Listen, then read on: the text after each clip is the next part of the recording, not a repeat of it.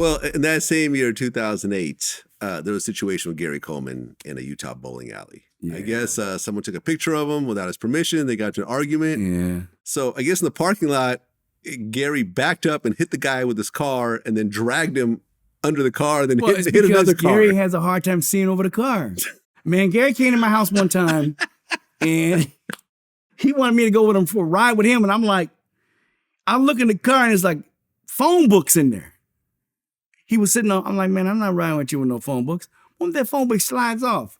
We dead. He has to sit on actual phone. Yes. Why not like a child seat, like a booster seat? I don't know, man. He was sitting on phone books too.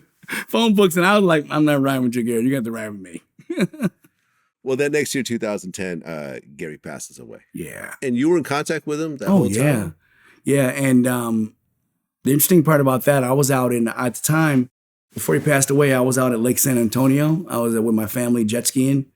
You know, I had jet skis and all that. And we had a motorhome. We camped. We did, every year we go either to the lakes jet skiing or we had motorcycles, dirt off-road motorcycles. We'd go to the desert.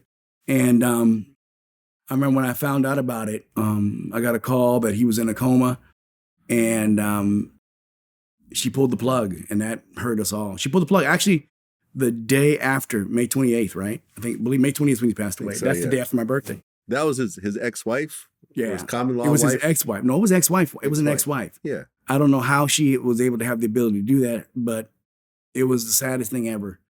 Did he like fall down some stairs or something? Well, they said he fell down some stairs, but I don't know how you can fall down 3 stairs and hit your head and it splits that wide open. So we don't know what happened, but, you know, we weren't there. But, you know, all we can do is speculate. But after losing Dana, losing Gary was very dramatic for me.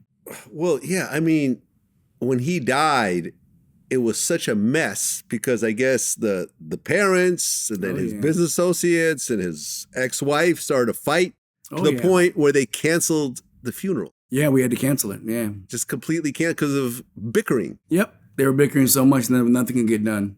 That's like ridiculous. Yeah. So me and one of Gary's that hung out with Gary, one of his best friends, me and Dion Maya, we ended up doing things ourselves. Just a small little thing for ourselves for Gary.